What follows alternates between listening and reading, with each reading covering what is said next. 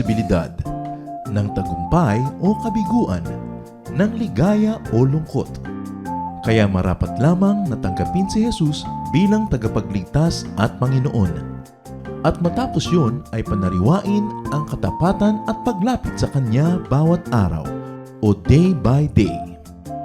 Ang day by day ay naglalayong umalalay sa pang-araw-araw na pamumuhay. Narito po si Kuya Ed Lapis sa mensaheng pinamagatang Life's Extremes.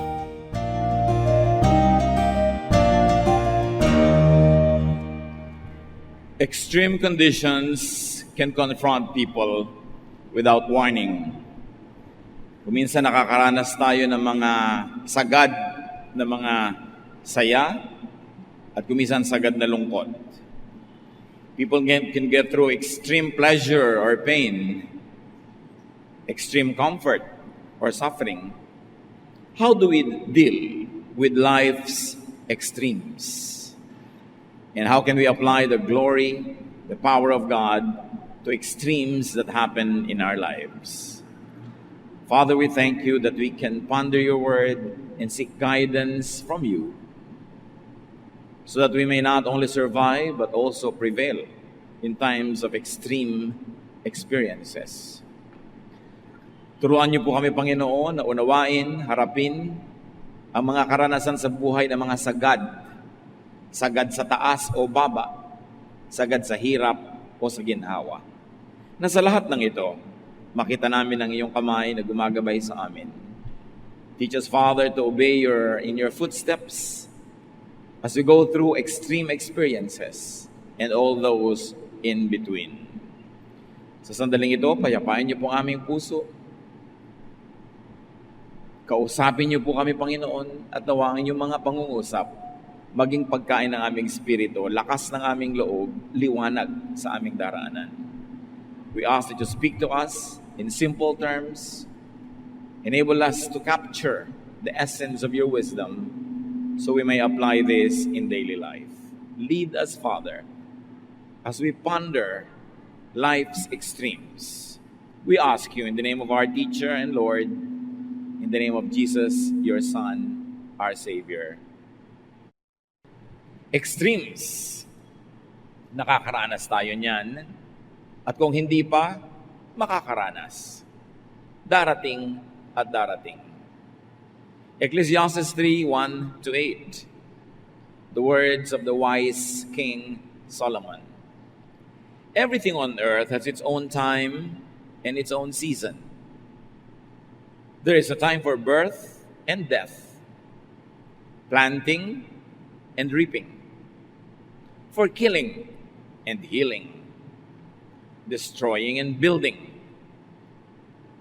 for crying and laughing, weeping and dancing, for throwing stones and gathering stones, embracing and parting. There is a time for finding and losing, keeping and giving, for tearing and sowing, listening and speaking. There is also time for love and hate, for war and peace. Coming from the pen of the wisest man that ever walked the face of the planet, there is so much lesson from Solomon's teaching about time. That life is made up of extremes and everything else in between. Hindi naman tayo laging nasa extreme. May gitna. Madalas nasa gitna, nasa pagitan ng mga extremes. At any given time, you are at some point between extremes or in extreme points themselves. And it's very clear that everything has its time.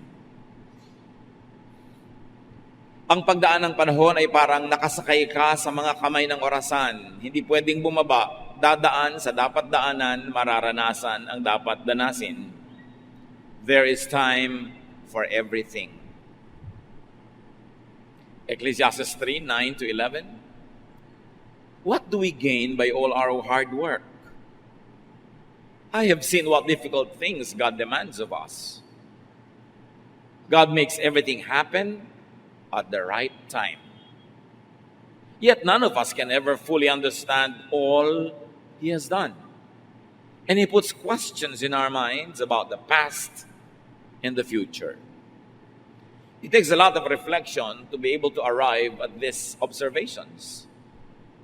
Kailangan mahaba na ang naging buhay mo, hindi ka masyadong bata pa.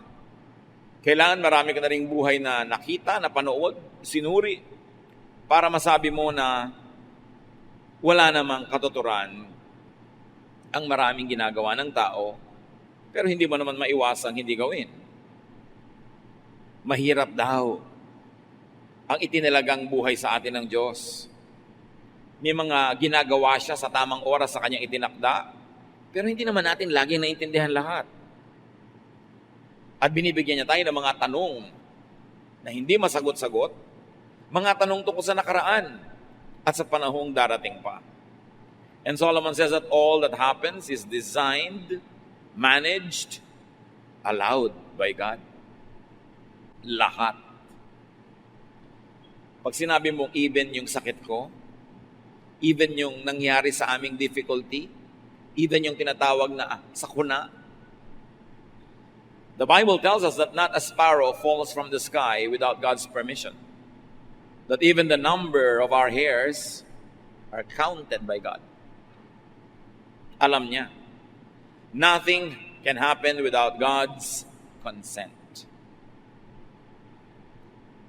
Pag sinabing consent, anong kahulugan? It is usually by normal design. It's not usually personal or specific or isolated. Meaning, lumubog sa baha ang bahay nyo kasi nasa baha area kayo, nasa mababang lugar. Matagal na nakadesenyo na yung mababang lugar pupuntahan ng tubig. Hindi sinadya ng Diyos isang araw na isipin niyang lunurin ka o ilubog ang bahay mo o masira ang mga ari-arian mo. Kasi may bahay ka sa mababang lugar. Umulan ng malakas, bumaha, matagal na yung law of gravity, matagal na yung law of water cycles, matagal na yung law of the power of water. So, nagkataon na lumagay ka sa isang lugar na babahain. Hindi nakabuti sa'yo. Pero kung katulad ka ng Egypt noong unang panahon na yumayaman yung kanyang mga bukid dahil sa taon-taong pagbaha, nakakabuti sa iyo ang baha. Dahil dinadala ng baha yung mayayamang lupa at na-fertilize yung mga bukid ng Egypt. Lumindol, gumuho ang bahay mo, kasi konkreto. Matagal nang dinetermine ng batas ng kalikasan, ang konkreto ay maaaring gumuho. Dahil pinagpapatong-patong lang yan at dinidikit-dikit ng semento. Kung ang bahay mo ba naman ay kubo, hindi pwedeng gumuho yun kahit anong lindol. Pero yung kasi ang bahay mo nung oras ng lindol, nangyari sa'yo. Nagkaroon ka ng sakit sa baga, kasi naman nandun ka sa lugar na may manghahawa sa'yo, sa oras na nakakahawa siya at natanggap mo yun, meron kanyan. Ang ibig nating sabihin mga kapatid na normal design at hindi personal and specific, hindi nag-iisip ang Diyos kada minuto kung sinong bibigyan ng sakit, sinong papagalingin, sinong masusunog, sinong hindi masusunog, sinong malulugi, sinong tutubo sa negosyo. Kasi marami ng batas ang kalikasan, marami ng batas ang pakikipagtalastasan ng tao sa mga halaman, sa mga hayop, sa laws of gravity and laws of nature. Kaya nangyayari ang mga nangyayari. At sabi sa verse 9 ni Solomon, what do we gain by all our hard work? Hard work at what? No one gains anything, especially by working hard in trying to defy this arrangement. In trying to defy what happened, what will happen, or what is happening. Marami daw nasayang na oras, lakas, panahon, kung wala tayong gagawin kundi makipagtunggali, lumaban sa hindi naman pwedeng labanan.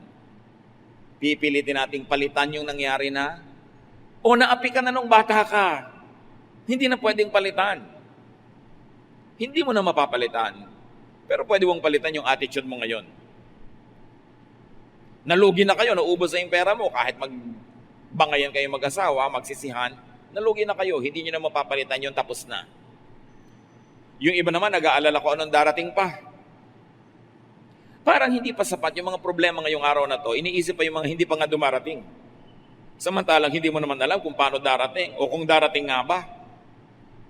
At kung dumating, anong korte, anong weight, anong shape, anong color, hindi mo naman alam.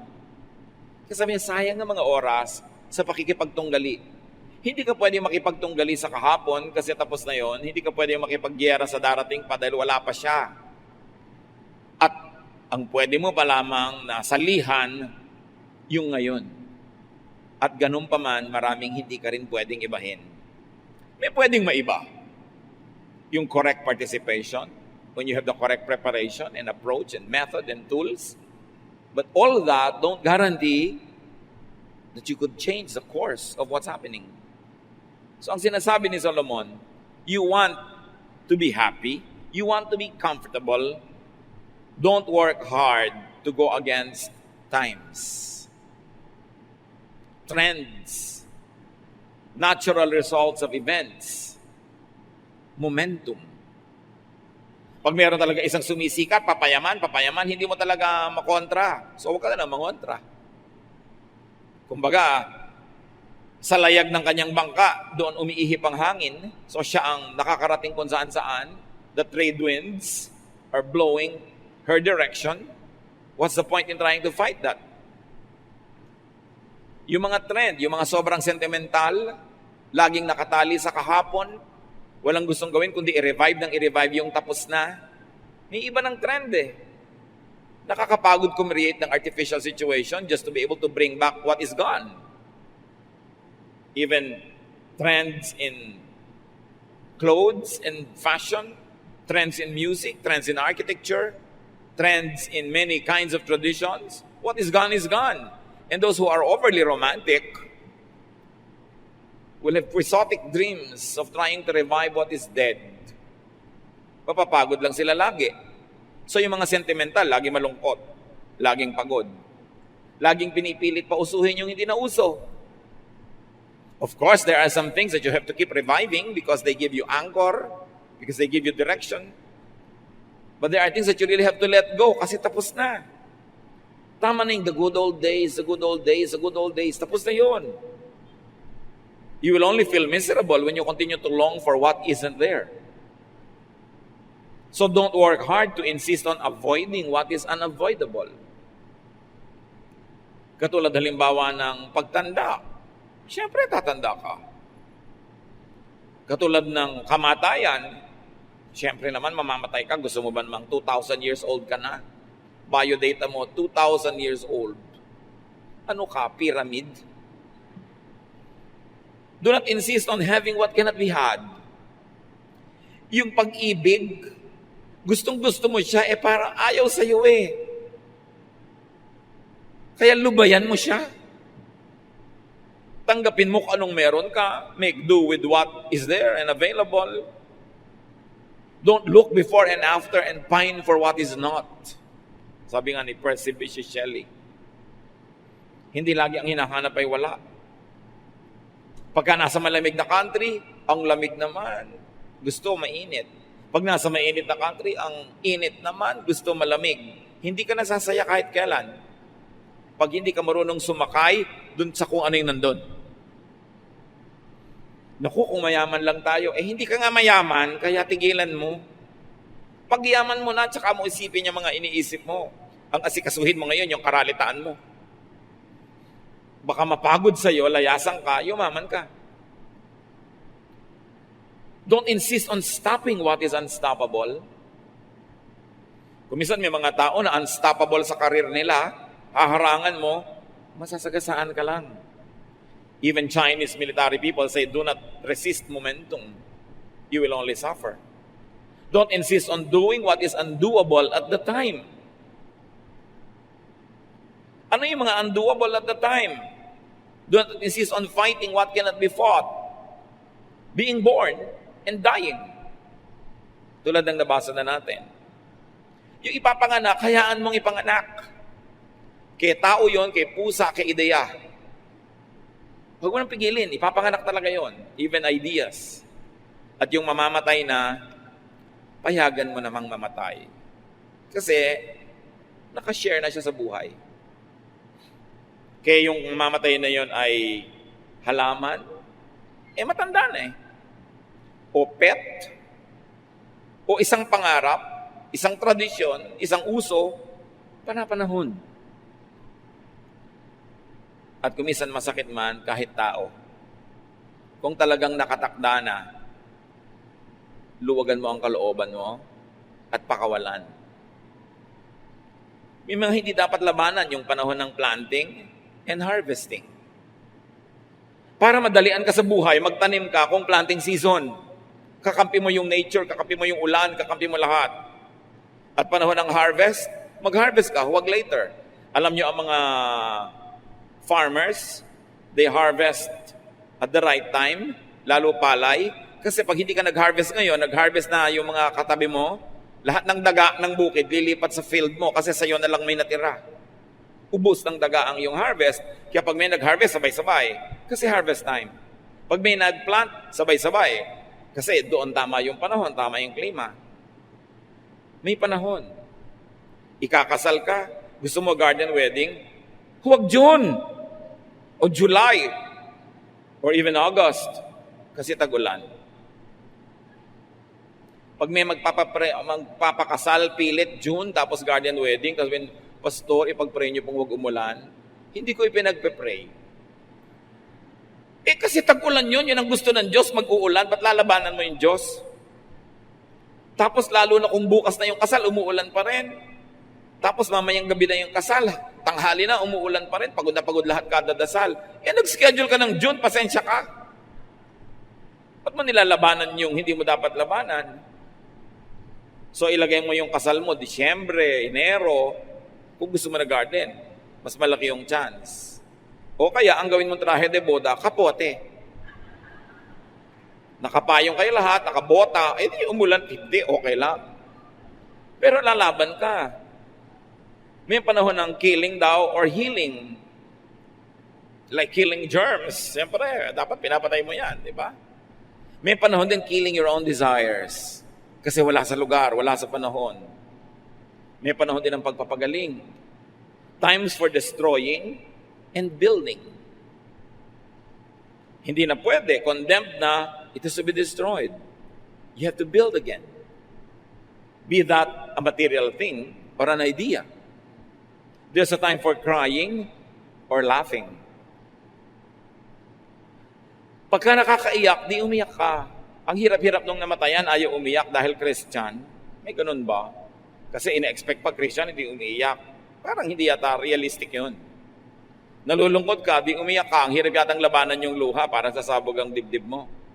At nasubukan niyo bang magpigil ng tawa dahil wala kayong kasama? Pero ang daming tao, tapos natatawa kayo. Ba't yung pipigilin? Di tumawa kayo, malay nyo, makitawa yung iba. Sa natatawa ka eh. Huwag mo lang sobrang lakasan, baka ipadala ka sa Mandaluyong. There's a time for weeping, for dancing, for throwing and gathering stones, for embracing, may mga tamang oras yan, and parting. Hindi yung kailan tamang-tamang mang embrace, pinipigil mo yung sarili mo, tapos kung kailan naghihiwalay, doon mo rin pinipigil ang sarili mo. Kalaban ng panahon. There's a time for finding what is lost. And there's a time for consigning it to permanent loss. Wala na talaga. Where is the feeling? Wala na eh. Huwag lalabanan yung oras for keeping what must be given away or what must be given up. Kung nangangarap ka, may panahon para tumigil na. Lalo yung mga nagsusugal. Ay, next time mananalo na ako. Next time mananalo na ako, kaya lumubog ng lumubog. Pagka nakakahalata ka na may trend na natatalo ka in anything, tama na. Hindi mo panahon. Ano man yon? Kaya negosyo. Ilang beses ka nang nagpipilit sa ganitong negosyo, makiramdam ka rin. Pero hindi mo rin alam kung sa ika-4 pala doon ka magsasucceed. Kaya kailangan mo talaga yung wisdom coming from the Spirit. But read the signs around you because the signs will tell you. There's a time of giving when your gift is unwelcome. Don't fight that. Don't give an unwelcome gift. Unwelcome ang iyong iniluluhog na pag-ibig, di huwag mong ipilit. Unwelcome ang suggestion mo, huwag mong ipilit. There's a time for tearing, for sowing, mga metaphors. May panahon ng pagpilas, may panahon ng pagsulsi. For listening and speaking. Huwag niyong pabaligtarin kung kailan dapat makinig, doon nagdadaldal. Kung kailan dapat magsalita, doon ayaw magsalita. Baligtad. And there's a time for loving and hating the right objects. Hating and love, a time for having war or peace. You can go on and on and on. But I think that Solomon has given up enough examples na lahat ng maiisip natin sa buhay ng mga contradictions and extremes, represented na ng mga sinabi niya. Ang point, merong panahon para sa extreme left, meron para sa extreme right.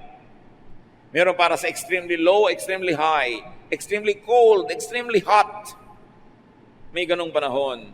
Ang buhay nga naman daw ay weather lang. Panahon. Uso siya, di hayaan mo. Hintayin mo yung uso mo. God makes everything happen at the right time. Sabi mo at the right time, ang bata-bata pa niya, namatay na, right time ba yun? Kahit naman matanda na, ayaw mo pa rin, di ba? Alam mo, right time ba yung, marami tayong mga ganyan, tanong. Parang mali ang timing ng Diyos. Parang mali ang timing nangyayari sa buhay natin. But Solomon, wiser than all of us, says, God makes everything happen at the right time. Tama ang nangyayari kahit sa tingin ng tao ay mali ito. Kahit mahirap, kahit masakit. Verse 11, yet none of us can ever fully understand all He has done.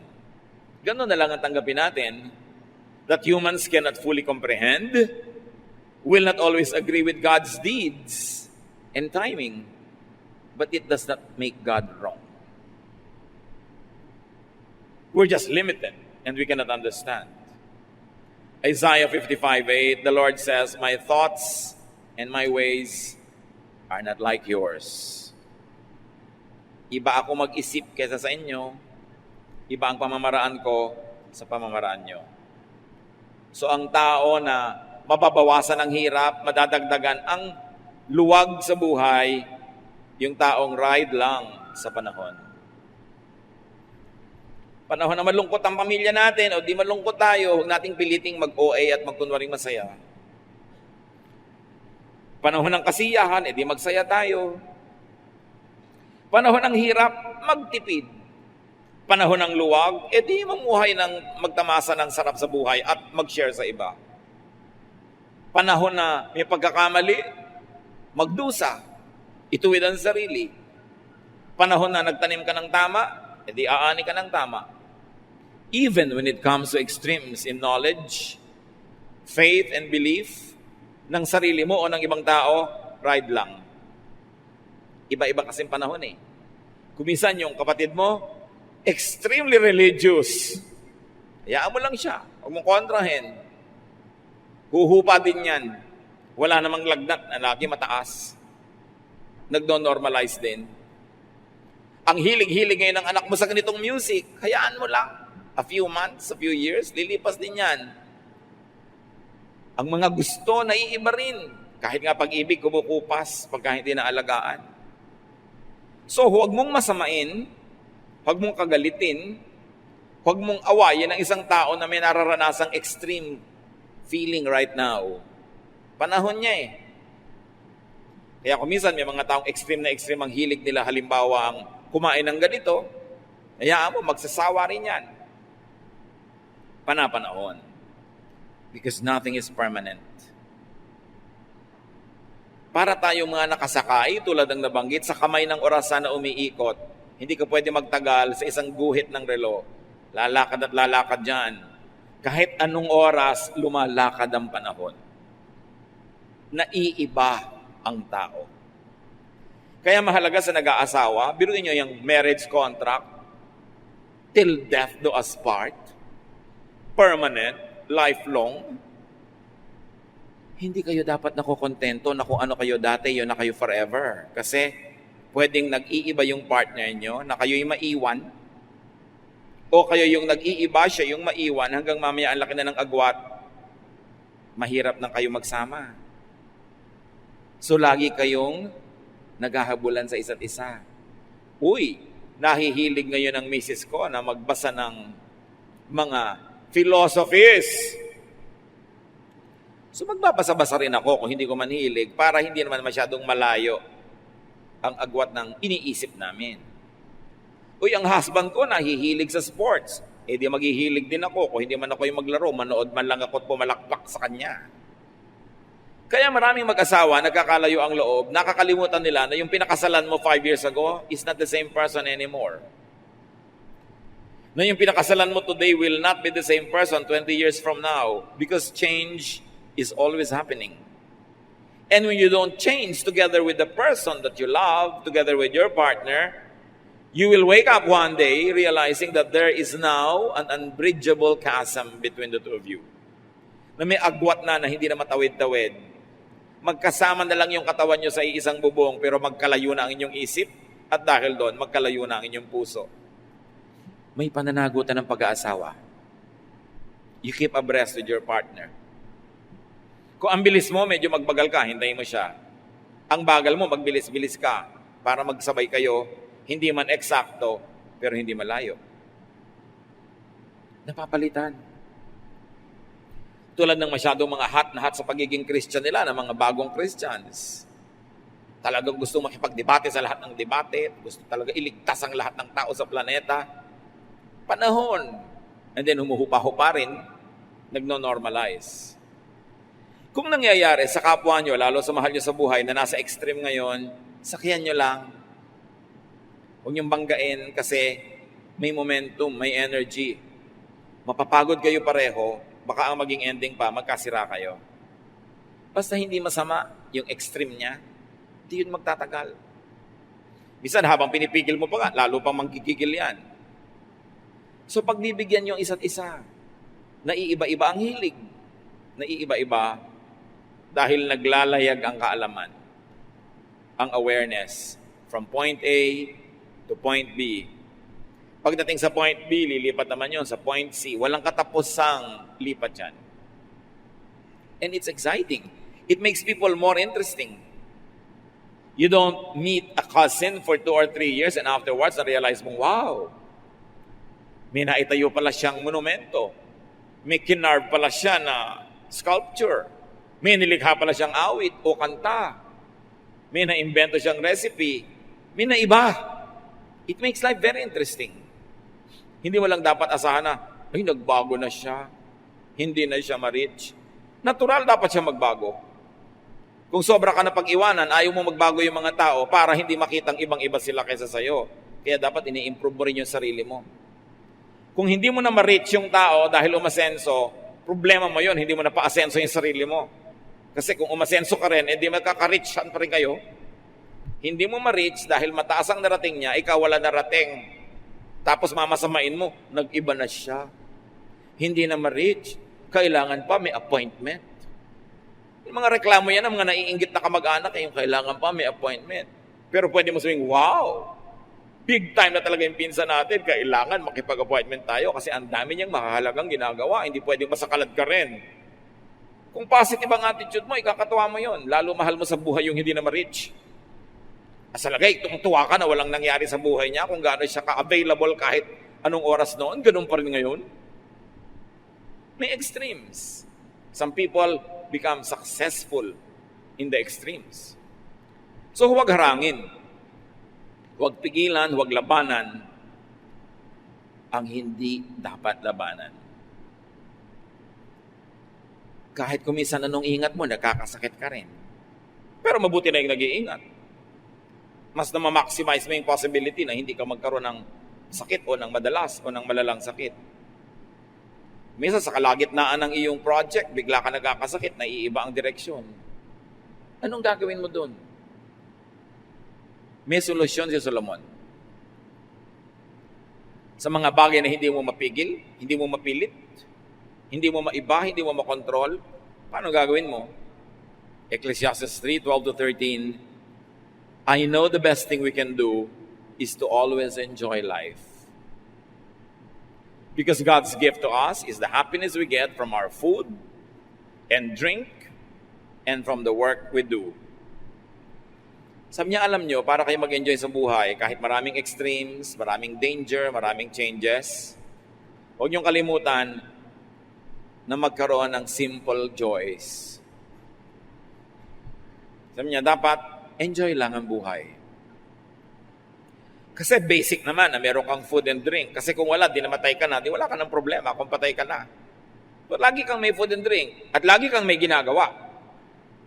Kahit pag ako minsan, yung dalawang paa mo hindi makalakad, may magagawa pa rin yung kamay mo, may nagagawa ka lagi. Sabi ni Solomon, etong sikreto. To protect yourself, to insulate yourself from extremes. To protect yourself from dreams not happening, from expectations not being met, to protect yourself from the impatience in waiting for the big break. Sabi niya, enjoyin nyo yung pinaka-simple things. Enjoy eating. Enjoy drinking. And enjoy whatever you do. Kaya sabi sa New Testament, whatever your hands find to do, do it as unto the Lord. Pag may ginagawa ka, enjoyin mo. Ano man yun. Kahit taga-abot ka ng ticket sa toll gate, kahit merong nawawala ng preno, ang laki-laking truck na patungo sa'yo. Sabi mo, Diyos ko, alam kong ipoprotect niyo ako. Kaya nga maraming harang-harang doon dahil lagi silang pinupuntahan ng truck. Di ba? Tapos abot ka ng abot, humahaba na yung kanan mong kamay. Diyos ko, pwede ko nang abutin ng prutas sa aming bakuran. There is always something good in whatever is happening. Pero kung magrereklamo ka sa ginagawa mo, hindi naman pwede, hindi ka magtrabaho, tapos hine-hate mo yung trabaho mo, nagagalit ka every minute, hindi ikaw ang lugi. Meron akong kilala, nagtrabaho sa Middle East, inip na inip, especially nung first 2 weeks. Yan ang pinakamahirap, first 2 weeks. Nasa opisina siya, wala naman masyadong ginagawa, mabuti sana kung busy. Alam niyo yung ginawa niyang libangan? Pinapanood niya yung relo. Kinompute niya kung magkano niya sweldo a month. At nai-assign niya kung magkano kita niya per minute. Pagpalagay mo, $1 per minute. Tuwing nakaka 1 minute niya, $1. Nakaka $2. Napalipas siya maghapon ng kag, uy, gumadaming pera ko. Umiimbento ka ng saya. Yun siguro ang gustong sabihin ni Solomon, umiimbento ka ng saya with whatever little thing you have. At ang naging metaphor niya, talinghaga, food and drink. Dahil lagi namang may food and drink, kasi nga kung wala nun, hindi patay ka na. So enjoyin mo kung ano yung nandun. Enjoyin mo kung anong trabaho mo. Make the most of what time gives and what time allows. May sakit ka, kailangan mo magpagaling ng 1 buwan sa ospital o sa kama. Magrereklamo ka, edi lumungkot ka lalo. Pwede ka mag-isip ngayon ng ano ba ma-enjoy ko habang nakahiga rito? Anong pwede kong gawing aliwan? Anong pwede kong gawing project? Alam ko na. Ipagpe-pray ko lahat ng naging classmate ko mula nung kindergarten. Iisa-isahin ko mga pangalan nila. O di siguro, bago mo maubos yun, galing ka na. Kung ipagpe-pray mo pa, lahat ng kamag-anak mo. That's the least you can do. Be still and pray. And even that is worship. Even that is ministry. Kung yung kamay mo, pwede pa mag-drawing. Nakakapag-computer ka pa, makakapag-Facebook ka pa halimbawa. Pwede ka mag-text. Ang daming nakagawa ng tao, bakit magre-reklamo kang ang hirap ng kalagayan? Nakita niyo yung mga nakakulong sa mga bilibid, sa dami ng oras nila, nakakagawa ng barko sa loob ng bote. Magagawa niyo ba yan kung malaya kayo? No. So, hahanap ka. Dapat gumawa ka ng paraan para ka sumaya. Pag malungkot ka ng 1 oras, 2 oras, baka hindi mo kasalanan. Pero pag 1 linggo na yan, may pananagutan ka na. 1 buwan ka ng malungkot, ikaw na ngayon ang nagpapaperpetuate ng lungkot mo. Kailangan itaboy mo yan. Kailangan may gawin ka. Ibahin mong iniisip mo, ibahin mong kinakain mo, ibahin mo yung routine mo. Ibahin mong takbo ng iyong utak. Pero hindi pwede na magrereklamo ka lang na magrereklamo. Sayang ang panahon. Sayang ang oras. So find enjoyable work when you can. Or, when you cannot choose your work, find enjoyment at work. Isa lang yan, umimbento ka ng saya. Saan ka man naroon? Enjoy the seasons. Kung nasa bansa ka na 4 seasons, huwag ka magreklamo. Ay, pollen time na naman, magkaka-allergy na naman ako. Find a reason to enjoy the season. Kasi hindi mo naman kayang palitan. Pwede ka namang tanungin, papalitan mo ba yung weather? Kaya mo? Hindi. Di palitan mo lang yung attitude mo. Bakit ka makikipaglaban sa hindi mo kaya? Enjoy the climate. Enjoy the weather. When you anchor your happiness on the weather, kawawa ka. Kasi paiba-iba yun. Kaya ano man ang mangyari, maghanap ka ng ikakasaya. Kahit kuminsan extreme, kuminsan ipinaglalaban mo halimbawa, mahal sa buhay na nag-aagaw buhay, nasa ospital, ang tagal-tagal ng gamutan. Hindi naman sa pagiging makasarili, pero pag kinuha na siya ng Panginoon, ang totoo nun, ginawa mo na rin yun. Ginawa mo lahat ng magagawa mo para siya ipagamot, alagaan. Nung kinuha na, maluwag mong ibigay, at ipagpasalamat mo na rin sa Panginoon. Don't feel guilty na, Lord, salamat din po, kasi may kasama na rin pahinga, hindi lang para sa Kanya, para rin sa amin. Hindi mo naman siya ipagtutulakang mamatay para makapagpahinga ka, no? Pero ginawa mo na yung magagawa mo, tapos ang naging ending pa rin, binawian siya ng buhay, huwag mo nang labanan yun. Ang totoo, mababawian din naman siya ng buhay. Kung hindi ngayon, baka next year, baka 10 years from now, darating din yun. Kung dumating na, ano pang mapapalamon na labanan yun? May mga tao nagtatampo pa sa Diyos, nagagalit sa Diyos, dahil daw yung nanay niya namatay. Kailan naman hindi ka magtatampo? Pag 150 years old na yung nanay mo, hindi ka na siguro magtatampo. Pero gusto ba niya yun? Kaya ba niya yun? So, ang sinasabi ng Ecclesiastes 3:14, everything God has done will last forever. Nothing He does can ever be changed. God has done this so that we will worship Him. Yung palang mga hindi natin maunawa, hindi natin makontrol, hindi natin makaya, ang dapat ending, worship. Lord, I don't understand you. I won't be angry. I will worship you. It gives me more reason to worship you because you're really above me. I cannot understand you. I cannot change what you want. I cannot undo what you have done. So what will I do? I will worship you. I will submit to your power and majesty instead of fight you, because nothing will happen if I ever tried. God acts, we react. Up to a point, we act, and God can react. But most of the time, really, we react. Because whatever action God would like to do, He has already set before we were born. It is pointless to contend with God. Huwag ka na magalit sa Diyos, sa anatomy mo, kung paano ka isinilang, sa naging mga karanasan mo. Isaiah 45, 9-15, the Lord said, Israel, you have no right to argue with your Creator. You are merely a clay pot shaped by a potter. The clay doesn't ask, why did you make me this way? Where are the handles? Children don't have the right to demand of their parents. What have you done to make us what we are? Yan mga tanong. Sabi, alam nyo, ako lumikha, kayo nilikha, huwag kayo magreklamo. Marami kong inihandang kasiyahan para sa inyo dahil mahal ko kayo, hindi ko kayo nilikha para pahirapan. Kung nahihirapan kayo at hindi nyo naiintindihan ang ganda nun at beauty nun, tanggapin nyo na lang. At patuloy kayong sumamba, yun ang nalalabing pwede nyong gawin. Worship na lang, imbes magreklamo. Tanggapin ang dapat tanggapin. Ecclesiastes 3:15, everything that happens has happened before. And all that will be as has already been. God does everything over and over again. Di ba lahat cycles? Water cycle, paulit-ulit lang yung tubig, pabalik-balik. Yung kinain mong papaya, naging bahagi ng katawan mo, tapos naagnas ka later, naging lupa uli, sinipsip uli ng bayabas naman, naging bayabas siya. Pabalik-balik ang lahat. Everything is cyclical. Kaya kung gustong sumaya, learn from the rhythms of life. Walang bago Sabi rin ng Ecclesiastes, there is nothing new under the sun. What is now has been and will be again. There is nothing new.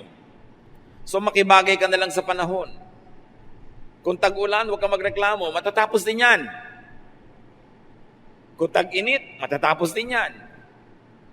Makiuso na lang. Basta hindi sa masama. Huwag laging labanan kung ano yung uso. May mga trend ng music ko minsan that's happening in the church. Some people will resist it and say, no, mas gusto ko yung luma. Kaya nga luma yun kasi tapos na. Pamisa-minsan, masarap balik-balikan, pero hindi mo pwedeng ipilit na walang maging bago. Kasi kahit yung luma ngayon, once upon a time, bago din yun. Binigyan lang siya ng chance. Even classical music, what is classical now was pop before.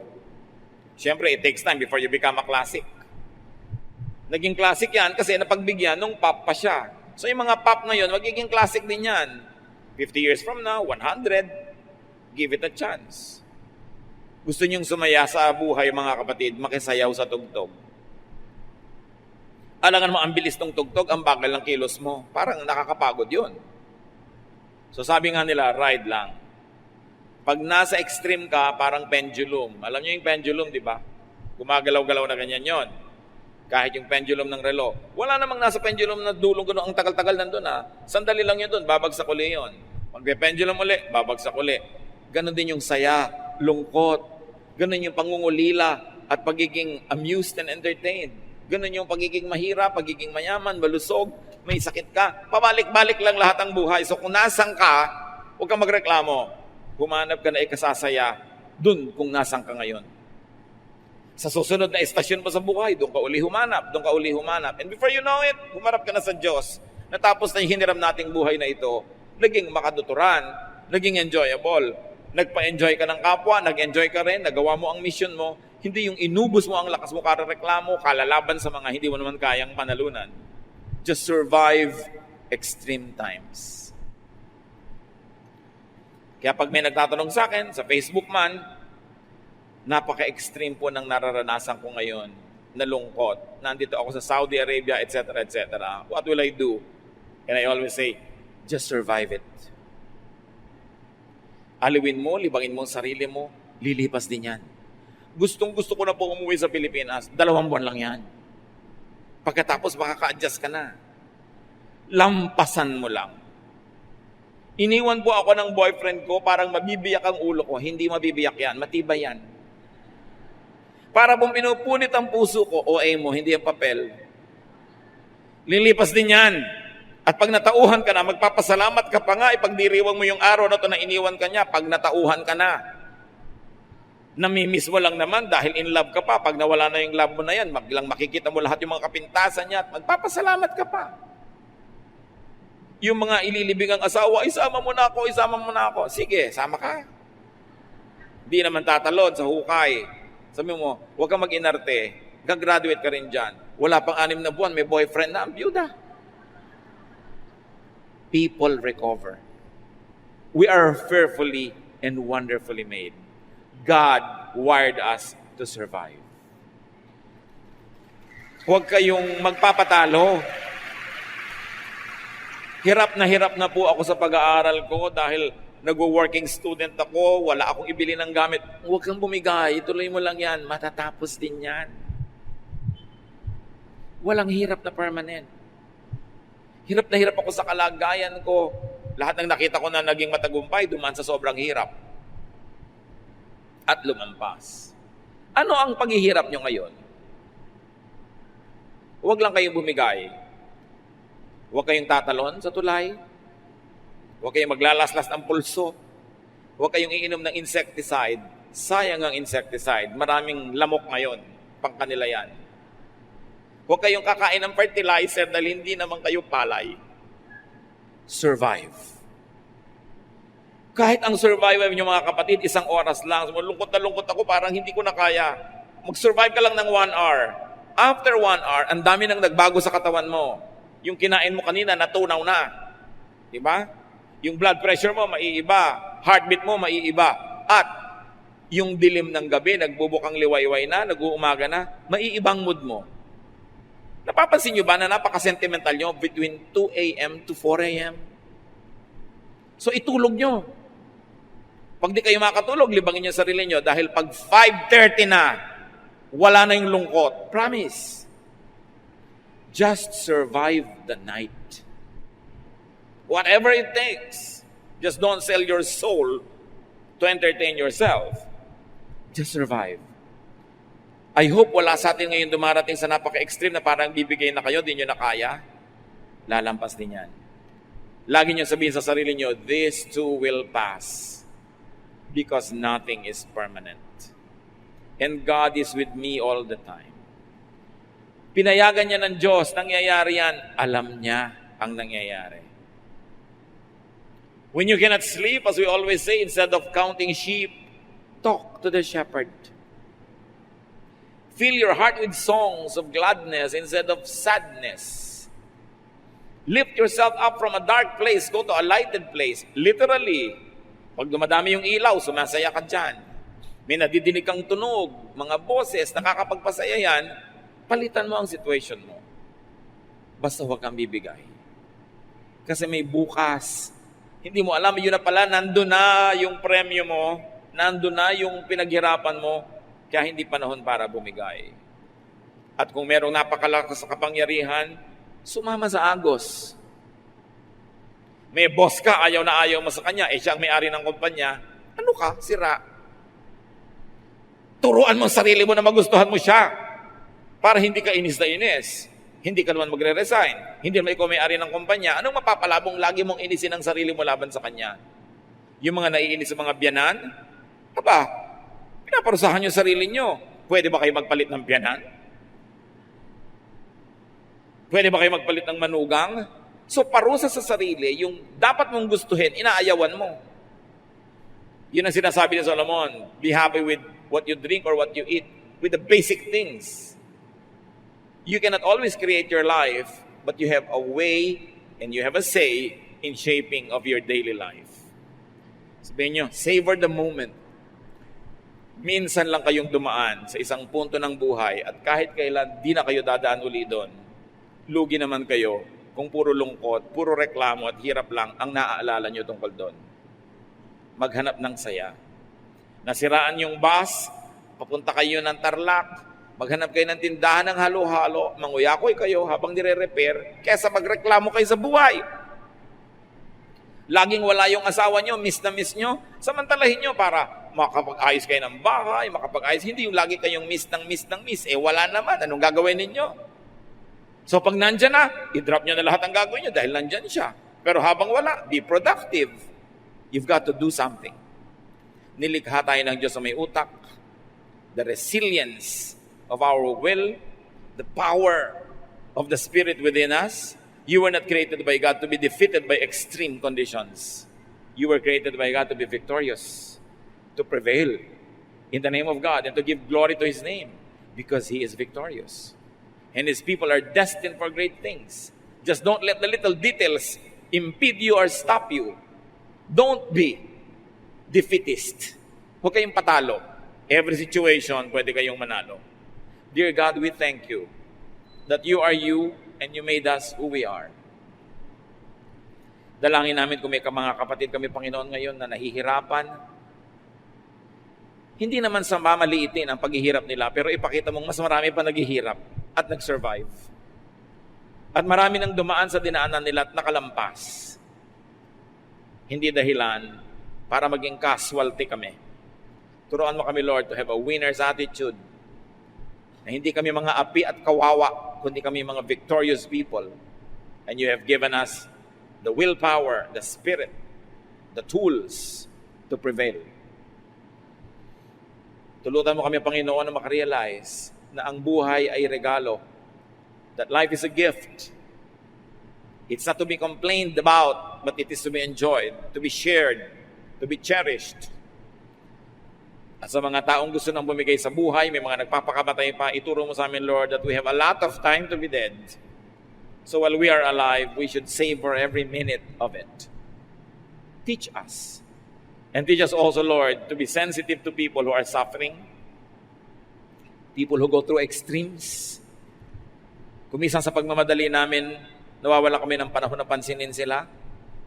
Make us sensitive so we can minister to those who are suffering and those who are weakened by their experiences. At lalo na sa mga panahon na malakas kami, turuan mo kami maghanap ng mga nanghihinang matutulungan.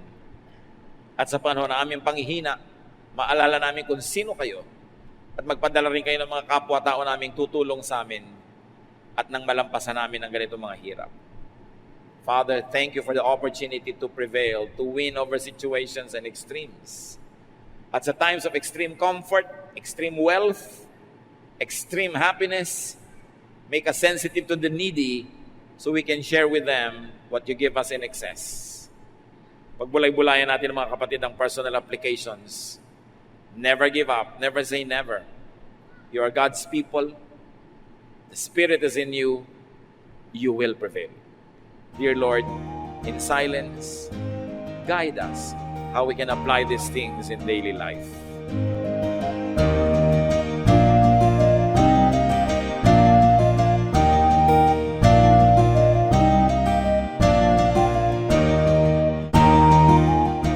Ang katatapos pong mensahe ni Kuya Ed Lapis ay pinamagatang Life's Extremes.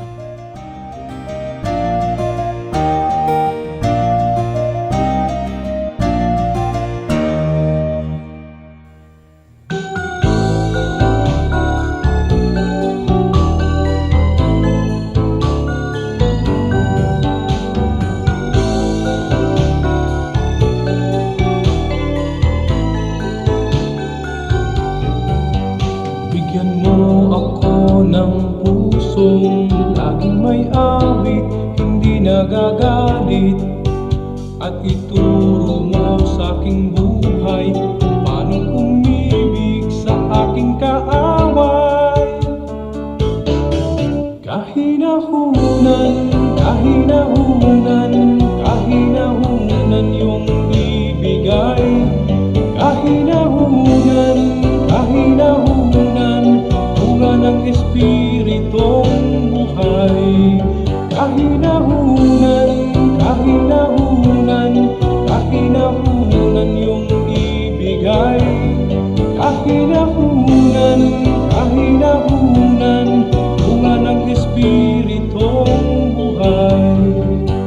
Bigyan mo ako ng pusong napaaawat, nagpapatawad, upang di ako mapaaway. Hinahon ng puso'y aking kaagapay. Kahinahunan, kahinahunan, kahinahunan yung ibigay. Kahinahunan, kahinahunan, bunga ng Espiritong buhay. Kahinahunan, kahinahunan, kahinahunan yung ibigay. Kahinahunan, kahinahunan, bunga ng Espiritong buhay. Kahinahunan,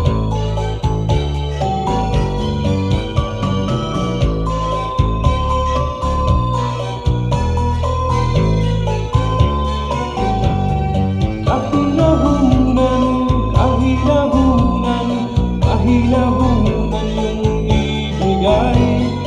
Kahinahunan, kahinahunan, bunga ng Espiritong buhay.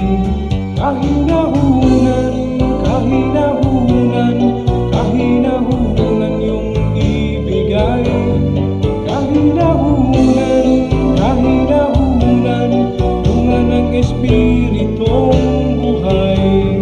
Kahinahunan, kahinahunan, kahinahunan yung ibigay. Kahinahunan, kahinahunan, bunga ng Espiritong buhay. Bunga ng Espiritong buhay. Bunga ng Espiritong buhay. Bunga ng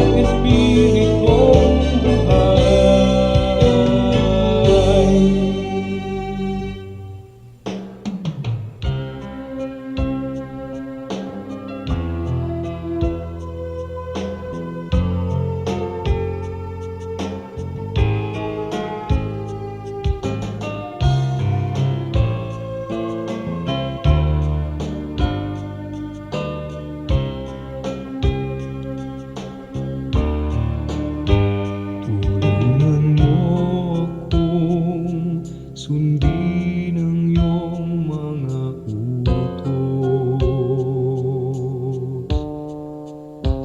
Tulungan mo akong ang buhay ko'y maiayos,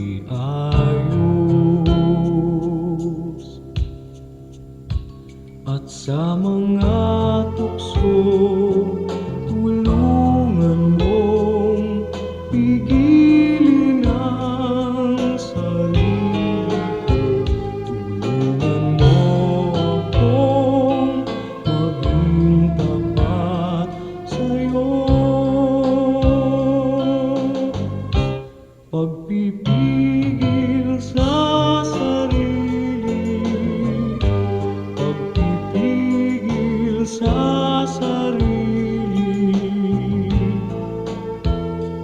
Kung nalulungkot at nalulumbay, magtiis at maghintay.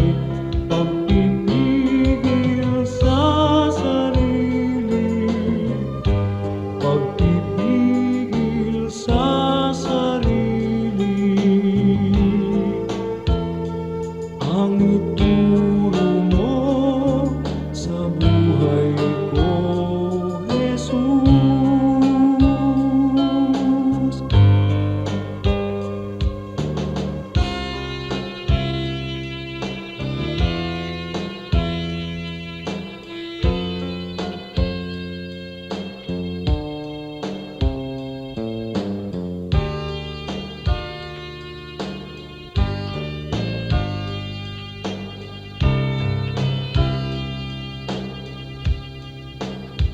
At sa mga tukso'y tulungan mong pigilin ang sarili ko. Tulungan mo akong maging tapat sa'yo. Pagpipigil sa sarili, pagpipigil sa sarili. Kung nalulungkot at nalulumbay, magtiis at maghintay. Pagpipigil sa sarili, pagpipigil sa sarili. Ang ituro mo sa buhay ko, Jesus.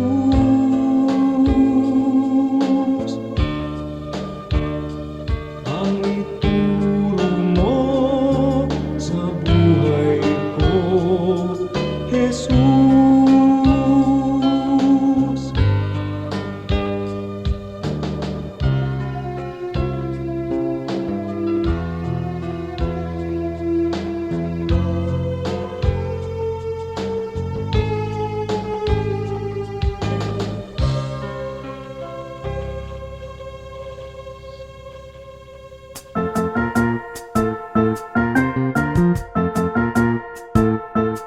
Oras na po para pansamantalang magpaalam ang programang Day by Day.